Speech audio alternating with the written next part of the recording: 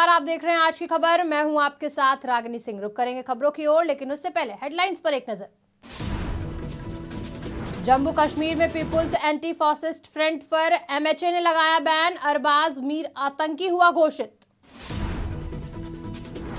पंजाब में कैबिनेट मंत्री फौजा सिंह सरारी ने दिया पद से इस्तीफा, निजी कारणों का दिया हवाला। पूर्व मंत्री हाजी याकूब कुरैशी और बेटा दिल्ली में हुए अरेस्ट, 60 दिन की न्यायिक हिरासत में भेजा जेल। सानिया मिर्जा ने किया संन्यास का ऐलान, दुबई टेनिस चैंपियनशिप होगा आखिरी टूर्नामेंट। राजकोट में भारत और श्रीलंका के बीच तीसरा टी20 मुकाबला आज, सीरीज पर कब्जे की लड़ाई।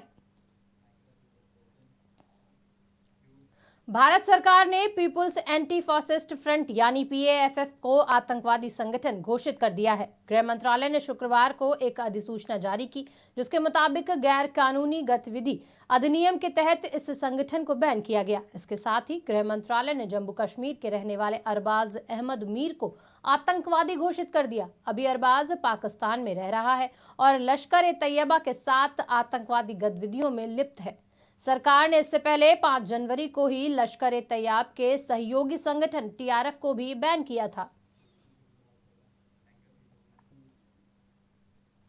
उत्तराखंड के जोशीमठ में जमीन धंसने और घरों की दीवारों में दरार से लोगों में दहशत बनी हुई है। वहीं जोशीमठ में स्थिति अभी भी गंभीर है, जिसको लेकर उत्तराखंड सरकार लगातार एक्शन में है। स्थिति की गंभीरता को देखते हुए पीएमओ लगातार मामले की निगरानी कर रहे हैं। स्थिति को देखते हुए उत्तराखंड के मुख्यमंत्री पुष्कर सिंह धामी आज जोशीमठ में ग्राउंड जीरो के हालात का जायजा लेने पहुंचे।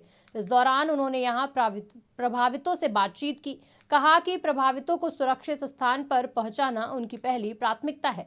सीएम ने रोते बिलखते लोगों को दिलासा दिया और परिवार को सुरक्षित स्थानों पर किराए के मकान में अस्थायी रूप से विस्थापित करने के लिए 4000 प्रति परिवार की दर से 6 महीने के किराए की घोषणा भी की। कालिक में है कि यहाँ पर जो ड्रेनेज प्लान वगैरह है उस पर जल्दी से जल्दी काम हो, उस पर तमाम औपचारिकताओं पर न जाके तत्काल उस पर काम होना चाहिए। कल मैंने जो समीक्षा करी है, मैंने कहा है कि उस पर कोई किसी विभागीय औपचारिकता में न जाते हुए सीधे अप्रूवल की जरूरत है, मेरा अप्रूवल ले लिया जाए और उस पर जल्दी से जल्दी जो लंबी प्रक्रिया होती है लंबी प्रक्रिया में नहीं जाएंगे, क्योंकि जो भी काम यहाँ पर होने हैं दीर्घकालिक, चाहे ड्रेनेज का हो चाहे सीवरेज का हो, वो इस बार इस मानसून से पहले होने हैं। लेकिन अभी विषय ये है कि अभी कैसे सबको किया जाए और भविष्य में जब पुनर्वास की स्थिति बनेगी तो उसके लिए भी हम लोगों ने 2 स्थानों का बात करी है। पीपलकोटी के आसपास भी 2 स्थान है और बहुत। दिल्ली के अंजलि मर्डर केस में एक और बड़ा खुलासा हुआ है। हादसे के दिन दिल्ली सुल्तानपुरी में अंजलि के साथ एक्टिवा पर सवार युवती निधि गांजे की सप्लायर निकली। उसने 6 दिसंबर 2020 को गांजे के साथ जीआरपी आगरा कैंट ने गिरफ्तार किया था। उस समय निधि से 10 किलोग्राम गांजा बरामद किया गया था। जानकारी के मुताबिक निधि तेलंगाना के सिकंदराबाद से गांजा लेकर दिल्ली जा रही थी। तभी जीआरपी आगरा कैंट ने आगरा कैंट रेलवे स्टेशन पर उसे गांजे के साथ पकड़ लिया। निधि दिल्ली के सुल्तानपुरी की रहने वाली है, जो अब कांझावला मामले पुलिस की रडार पर है। 2020 में दिसंबर महीने में गांजा तस्करों के खिलाफ एक जो हम लोगों का अभियान चलता है, उसी क्रम में 3 व्यक्ति अरेस्ट हुए थे, जिसमें एक निधि थी, दूसरा जो है एक सबीर उर्फ बाही करके था और तीसरा जो है रवि कुमार था।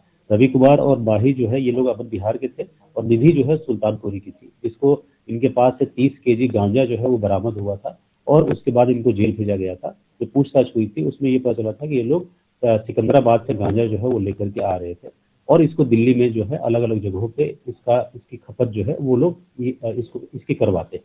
जो आप लोगों के माध्यम से ये जो है वो ज्ञान में आया है। ये जो गांजा वाला है, इस पे तो चूंकि हम लोग लगातार कंटिन्यूअस एक अभियान चला रहे हैं और 1000 केजी से ज्यादा गांजा जो है और लगभग हम लोग 88 या 90 के आसपास अपराधियों को भी जो गांजा तस्करी में इन्वॉल्व थे उन लोगों को हम लोगों ने जेल भेजा है। गुजरात के अहमदाबाद में आज एक बड़ा हादसा हो गया। यहाँ के शाहीबाग स्थित बिल्डिंग के 7वें फ्लोर पर आग लग गई। आग लगने के बाद फ्लोर पर मौजूद सभी लोगों को सुरक्षित बाहर निकाला गया। केवल 15 साल की लड़की फंस गई। जब तक उसको रेस्क्यू किया गया तब तक वो काफी झुलस गई थी। रेस्क्यू करने के बाद लड़की को तुरंत अस्पताल ले जाया गया, मगर इलाज के दौरान उसकी मौत हो गई। बताया गया कि फ्लोर पर लगी आग पर फायर ब्रिगेड की टीम ने काबू पा लिया है। हालांकि ये पता नहीं चल सका कि किन कारणों से ये आग लगी थी।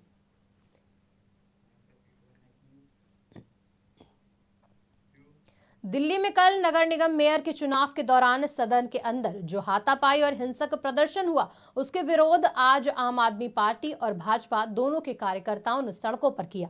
एक ओर जहां आप उपराज्यपाल के घर के बाहर जोरदार प्रदर्शन करती दिखी, तो वहीं भाजपा कार्यकर्ताओं ने राजघाट में प्रदर्शन किया। कल सदन में मनोनीत पार्षदों की शपथ को लेकर जो हंगामा हुआ, उसके विरोध में आज आम आदमी पार्टी के नेताओं ने उपराज्यपाल के आवास के बाहर प्रचंड प्रदर्शन किया। भारतीय जनता पार्टी गुंडागर्दी से सदन में अपना मेयर बनाना चाहती थी और उन्होंने कल पूरी गुंडागर्दी की। सदन के अंदर हमारे पार्षदों को मारा पीटा और खूब गुंडागर्दी करी। भारतीय जनता पार्टी का चाल चरित्र और चेहरा यही है कि वो हमेशा गुंडागर्दी करते हैं। लेकिन आज लेफ्टिनेंट गवर्नर, जिनके पास ये जिम्मेदारी थी कि वो संविधान की रक्षा करें, बाबा साहब अम्बेडकर द्वारा निर्मित संविधान की रक्षा करें, आज वो लेफ्टिनेंट गवर्नर किस प्रकार से आज दिल्ली की चुनी हुई सरकार को बाईपास करके नॉमिनेट काउंसलर बनाने का काम करते हैं। किस प्रकार सबसे सीनियर मोस्ट मेंबर हमेशा प्रेसिडिंग ऑफिसर होता है और वो उस प्रेसिडेंट ऑफिसर को ना बना के किस प्रकार से वहां एक जूनियर को बनाने का काम।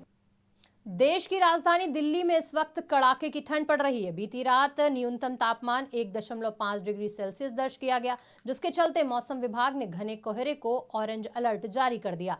एक तरफ लोग ठंड के कहर से परेशान हैं, तो दूसरी तरफ कोहरे के चलते परिवहन व्यवस्था अस्त व्यस्त चल रही है।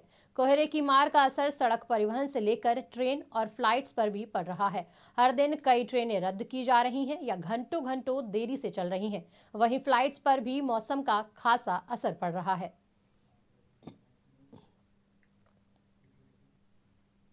भारत में टेनिस को ऐतिहासिक मुकाम पर ले जाने वाली टेनिस स्टार और चैंपियन सानिया मिर्जा ने अपने प्रोफेशनल करियर को अलविदा कहने का मन बना लिया है। सानिया ने अपने प्रोफेशनल टेनिस करियर से संन्यास का ऐलान कर दिया। वो अगले महीने दुबई टेनिस चैंपियनशिप में खेलेंगी, जो उनका आखिरी चैंपियनशिप गेम होगा। बता दें कि सानिया ने भारत के लिए 6 ग्रैंड स्लैम खिताब अपने नाम किए हैं। उन्होंने डबल्स में ऑस्ट्रेलियन ओपन 2016 और यूएस ओपन 2015 में खिताब जीता। इसके अलावा उन्होंने मिक्स डबल्स में भी 3 ग्रैंड स्लैम, ऑस्ट्रेलियन ओपन 2009 और फ्रेंच ओपन 2012 और यूएस ओपन 2014 में खिताब जीता है। फिलहाल इस बुलेटिन में इतना ही। देश दुनिया की तमाम बड़ी खबरों के लिए देखते रहिए आज की खबर।